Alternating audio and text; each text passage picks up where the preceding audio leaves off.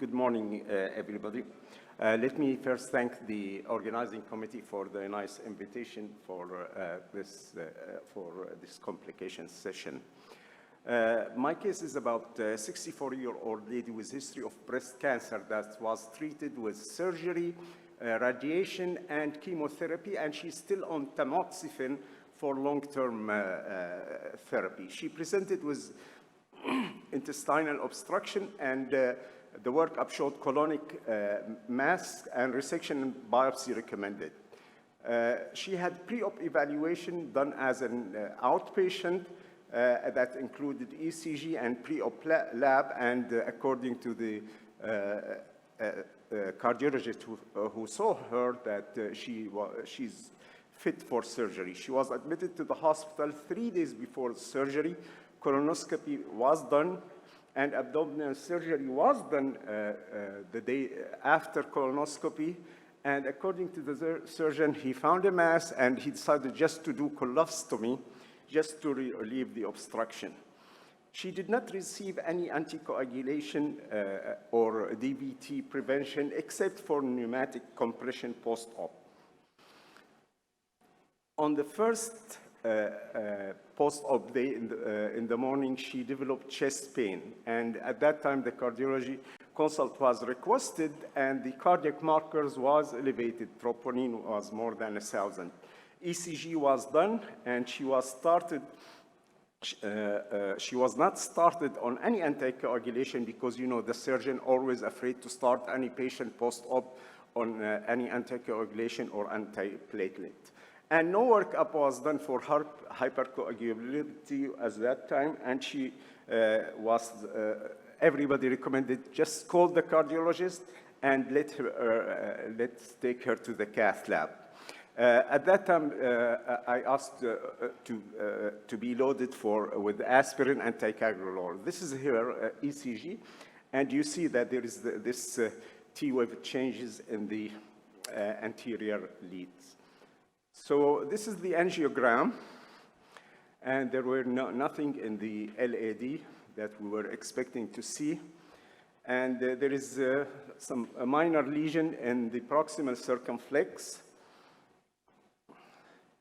And again, this is a borderline lesion in the proximal circumflex, and another view for the LAD showing no obvious lesion.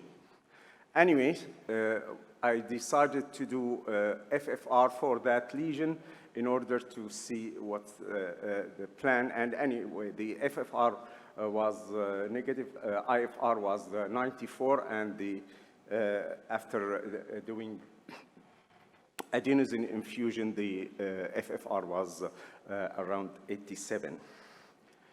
This is her right coronary artery. Also, there is no obvious lesion. So I just recommended putting her on DAPT. This is a non-ST elevation myocardial infarction with no significant obstruction. I decided not to do any stenting. Recommended DAPT and low molecular weight heparin, but the surgeon refused to give her those medication. On the second morning post-cath, she developed right-sided weakness, and the head CT showed cerebral infarct in the left middle cerebral artery. A neurologic consult was requested, and the neurologist discussed the option. You gave her this stroke, and you have to intervene for that. I said, this is on the left middle cerebral artery, and I went from the right radial. It's very unlikely, but and since this happened later, not during the procedure, but anyway, he did not recommend any anticoagulation, and no further neuroimaging was done, and no workup for hypercoagulability was done at that time. Later in the same day, she was noted to have cold right hand, and now everybody came. You gave her this complication. This is from your radial axis. So paleness of the fingers and the right hand of the right hand was noted. Ultrasound test report confirmed that there is total occlusion in the right subclavian artery, and no evaluation was done by the vascular surgery. Again, called the cardiologist. He's responsible for that. And no therapy with anticoagulation was started because the surgeon said she's post-op and she is at high risk for bleeding. So I was called for a bailout for the procedure. I arrived in the evening and examined the patient, reviewed the chart. Of importance of that, again, no workup for hypercoagulation in this high-risk patient. She has cancer of the breast and now suspecting cancer of the colon. And her COVID-19 status was unclear and undocumented in the chart. So I asked for a PCR sample for COVID-19 and sent blood for D-dimer coagulation profile and hypercoagulation workup. And I took her for emergency procedure for this right subclavian after obtaining a consent, and we entered the cath lab around 9 p.m. So this is the angiogram, and you see that she has obstruction of sorry, let's go back. Okay, yeah. Okay. The obstruction of the proximal right subclavian and this area of long total occlusion. It's both, I have fixed picture and filmed. So with that, I'm a cardiologist, so I do peripheral thing with my cardiology equipment. So you see I got coronary wire and looped it. You see the looped wire, and just with the loop, I was able to cross this area of total occlusion and tried dilating that with a 4 millimeter balloon. And you see with that, there is no dissection, but there is big thrombus burden. You see this white area on this DSA. So now we open the artery, but there is big thrombus burden. Look at that, just by injection, and you see now the clot is moving and embolizing distally. After I did this pre-dilation, and this is the angiogram after this pre-dilation with the balloon, and you see the clot is moving and embolizing distally, and now blocked, moved from the subclavian to the brachial artery. So with this over the wire balloon, I went with the over the wire balloon distally beyond the brachial artery and did angiogram by the tip of the from the tip of this balloon. And you see distally there is a good flow to both radial and ulnar artery. So it is not a complication of a radial axis at least.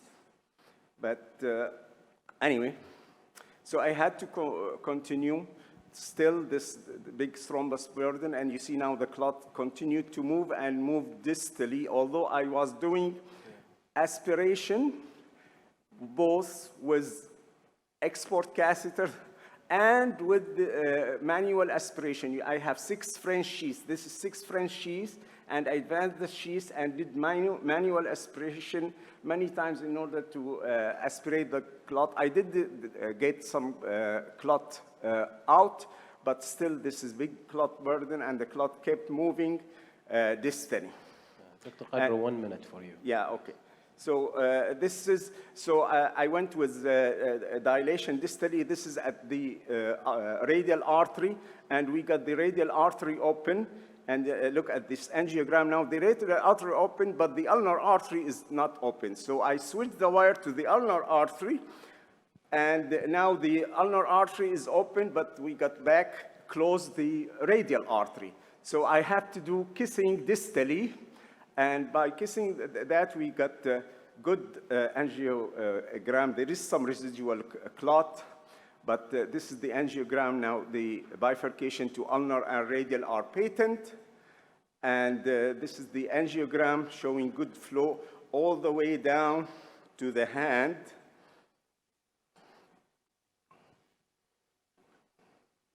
Was filling both the ulnar and the radial. And this is the final angiogram at the proximal subclavian. No, where was that? Can I have just the last Just slide? the final slide, the final result. The final slide, Show us the please. final result. So, since, you know, she had some TIA, so I had to check the brain before leaving the cath lab, and there is no clot in the left middle cerebral artery on both anterior and lateral, and I have to check the carotid, and also the carotid is fine. So after the intervention, I started 2BA3A inhibitor.